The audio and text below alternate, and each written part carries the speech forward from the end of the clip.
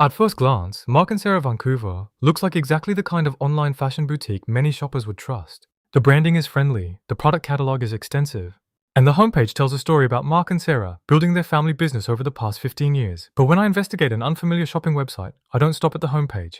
I look at the site's history, independent reputation, security signals, and the claims being made, and that's where this gets interesting. The biggest question is the 15th anniversary claim. The website says, celebrating 15 wonderful years, and describes a family business that has supposedly served thousands of customers. Yet the domain mark sarahvancouver.com was registered on May 21st, 2026. Again, let's be fair, a recent domain doesn't automatically mean a recent business. There could be a legitimate explanation. But if you're being asked to trust a company based partly on a 15-year history, you'd reasonably want evidence that connects that history to the current business. The independent reputation data is also limited. Grid&Soft's report is relatively positive. It found no major malware or phishing detections and gave the site a 7100 trust score.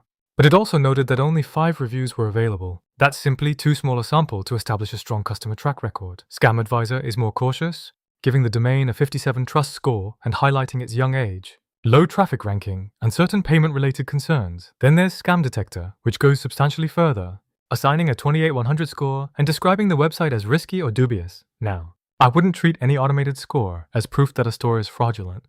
These systems use different methodologies, and their ratings can disagree dramatically.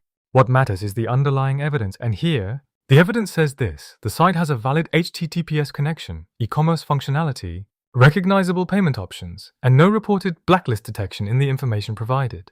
Those are positives, but the site is also very new, independent feedback is sparse, and the anniversary story doesn't neatly match the domain's history. So, is Mark and Sarah Vancouver legit? I would call it unverified, rather than proven fraudulent. If you decide to test the store, don't make a large first purchase. Use buyer-protected payment methods, save screenshots of the listing and policies, and verify the company's contact and return information. Sometimes the smartest online shopping decision isn't saying scam or legit. It's simply saying, I need more evidence first.